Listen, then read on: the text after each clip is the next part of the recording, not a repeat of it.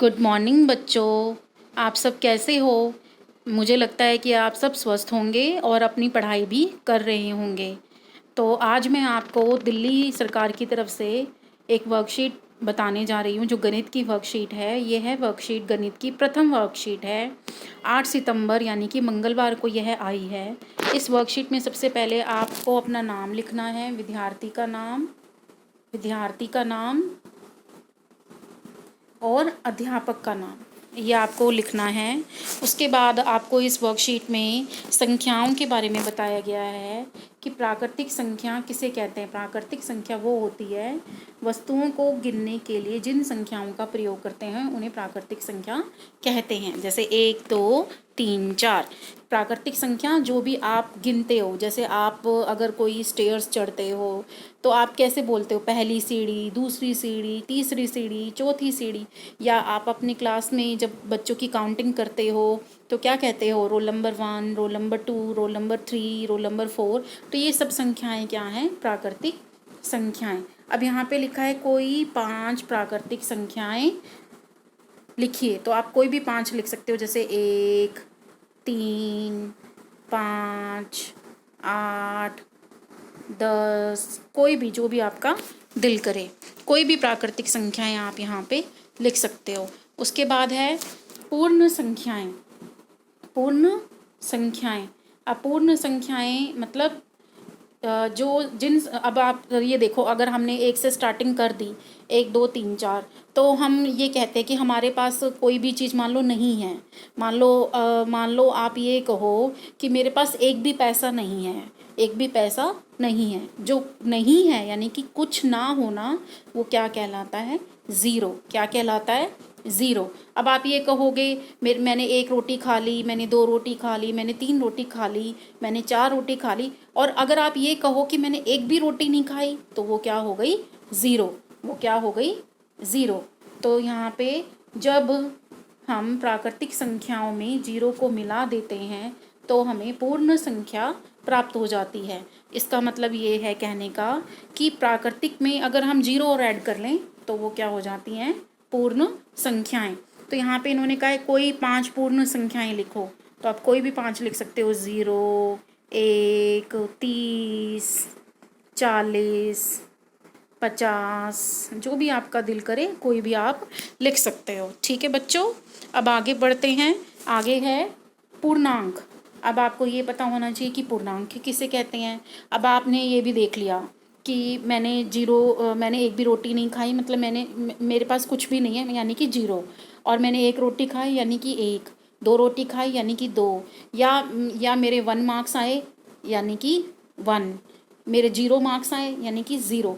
लेकिन कई बार ऐसा होता है कि तापमान के बारे में आपने सुना ही है। तापमान, कई बार आपने देखा है किसी एरिया में तापमान जो है वो -डिग्री में भी चला जाता है। जैसे शिमला वगैरह होता है या कश्मीर वगैरह है, जो भी ठंडा स्थान है वहाँ पे तापमान माइनस में भी चला जाता है। अगर हम माइनस में देखें तो ये माइनस है क्या? माइनस में जो भी गिनतियाँ आती हैं और जो प्लस वाली गिनतियाँ आती हैं, अगर हम उनको इकट्ठे कर देना तो वो क्या बन जाता है? पूर्णांक। क्या बन जाता है? पूर्णांक। तो यहाँ पे जब पूर्ण संख्या में, पूर्ण संख्या कौन सी होती है? जो 0 से शुरू होती है। उसमें प्राकृतिक संख्याओं के ऋणात्मक को, प्राकृतिक संख्याएं कौन सी? 1 2 3 4, उनके ऋणात्मक क्या हुआ? -1 -2 -3 -4। अगर उनको शामिल कर दिया जाता है तो वो पूर्णांक कहलाते हैं। जैसे -3 -2 -1 0 1 2 3 4। अब यहाँ पे इन्होंने लिखा है कि कोई 5 पूर्णांक संख्याएं लिखो। तो आप कोई भी 5 संख्याएं लिख सकते हो, जैसे -9 -99 -3 -2 -5, कुछ भी, जो भी आपका दिल करे ये आप अपनी मर्जी से लिख सकते हो। ठीक है बच्चों। अब उसके बाद है जब हम पूर्णांक को अन्य पूर्णांक से भाग करते हैं तो हमें कुछ ऐसी संख्याएं प्राप्त होती हैं जो पूर्णांक नहीं हैं। जैसे 1/5, 3/7, 5/8, 7/8। तो इन संख्याओं को क्या कहते हैं? परिमेय संख्याएं। कहने का मतलब ये होता है कि जैसे अब मान लो ऐसे कह सकते हो कि किसी बच्चे का आधा नंबर आता है ना, किसी बच्चे का आधा नंबर। तो ये आधा नंबर क्या है? आप ये कहोगे कि आधा नंबर तो हमने ना ही पूर्ण संख्याओं में पढ़ा है, ना ही पूर्णांक संख्याओं में पढ़ा है, ना ही प्राकृतिक संख्याओं में पढ़ा है। तो ये आधा नंबर है क्या? ये जो आधा नंबर है ये हमारा, अगर हम इसको देखें तो इसका मतलब 0.5। तो ये जो आधा नंबर हमारा बना, इसको हम परिमेय संख्याएं कहते हैं। ठीक है बच्चों, अब परिमेय संख्याएं मीनिंग तो दे दिया कि परिमेय संख्याएं कहते हैं।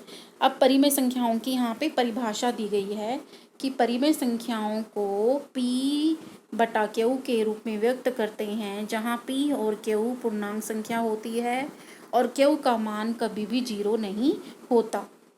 जैसे 1/5, जैसे 1/5, 3/7, 5/8, 7/8, ये सभी संख्याएं क्या हैं? पूर्ण परिमेय संख्याएं हैं। अब जैसे मान लो आपके पास 1/3 है, 1/3 है, ये एक क्या है? ये एक क्या है? प्राकृतिक संख्या। ये एक क्या है? प्राकृतिक संख्या। और 3 क्या है? ये भी प्राकृतिक संख्या है। तो प्राकृतिक संख्या कह लो या पूर्ण संख्या कह लो, ये दोनों क्या हैं? पूर्ण संख्या भी हैं, प्राकृतिक संख्या भी है। ये भी पूर्ण संख्या है और प्राकृतिक संख्या भी है, और ये पूर्णांक भी है। एक जो है वो पूर्ण संख्या, प्राकृतिक संख्या और पूर्णांक भी है, ऐसे ही 3 भी है। तो ये जो हमारा 1/3 मैंने लिया था, तो ये क्या हम इसको बोल सकते हैं कि मान लो ये पूर्णांक है, ये हमारा क्या है? पूर्णांक। और 3 भी क्या है हमारा? पूर्णांक। दोनों ही पूर्णांक है।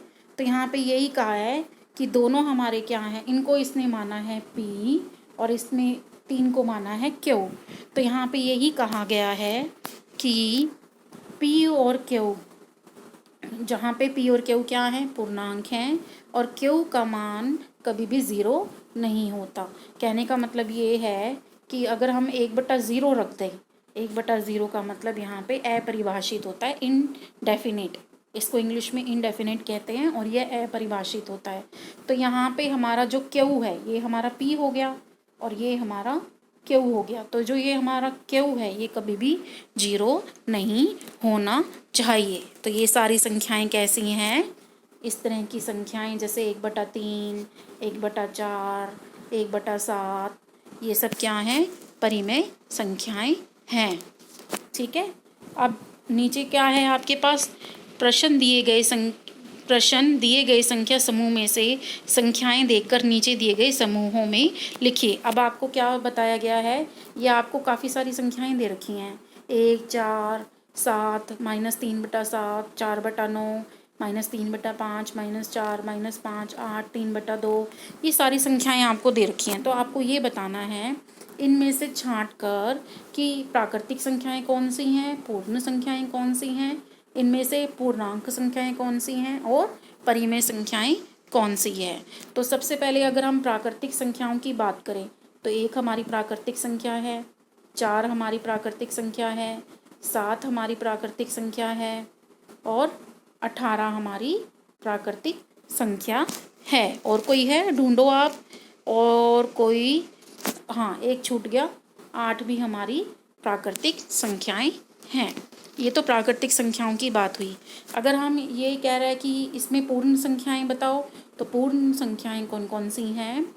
पूर्ण संख्याएं इनमें 1, 4, 7, 8 और 18, ये संख्याएं, और 72, ये संख्याएं क्या हैं? पूर्ण संख्याएं हैं। ठीक है। उसके बाद पूर्णांक कहें, पूर्णांक में आपको पता है हमारा माइनस वाला भी आ जाता है। तो पूर्णांक की अगर वो बात करता है तो पूर्णांक इसमें कौन कौन से हैं? -4, -5, -8, और ये आपका +1, 4, 7, इस तरह से आप इनको और भी बहुत सारी संख्याएं हैं वो आप खुद भर लेना। इस तरह से आपको इनमें भरना है। ठीक है बच्चों। अब उसके बाद है परिमेय संख्याएं समूह। अब परिमेय संख्याएं समूह का मतलब होता है कि जो बटे वाली संख्याएं होती हैं। तो इनमें कौन कौन सी हैं? 3/7, 4/9, ठीक है, -3/5 और छाटो 3/2, 9/4 और 8/9। ये आपकी क्या है, परिमेय संख्याएं हैं। ठीक है, तो आपने इस बॉक्सेस को जो दिया हुआ है उनको इस तरह से फिल करना है। उसके बाद है कोई 5 परिमेय संख्याएं लिखो। तो आप कोई भी 5 परिमेय संख्याएं लिख सकते हो। 1/3, 2/7, 4/9, 5/7 या 8/11। तो कोई भी 5 आपका जो आपको परिमेय संख्याएं दिखाई देती हैं, जो भी आपके दिमाग में इस वक्त आ रही हैं, तो आप इनमें से कोई भी 5 संख्याएं भर सकते हो। ठीक है बच्चों, तो ये आज की वर्कशीट मैंने आपको डिस्कस की है और उम्मीद करती हूँ कि आपको जितना भी मैंने समझाया है वो अच्छी तरह से समझ में आ गया होगा। अगर आपको इनमें से फिर भी कुछ दिक्कत आती है तो आप मुझे कमेंट बॉक्स में नीचे आप मुझे बता सकते हो। ठीक है बच्चों, अगली वर्कशीट के साथ मैं फिर मिलूँगी। तब तक आगे आगे पढ़ते रहे, बढ़ते रहो। धन्यवाद बच्चों।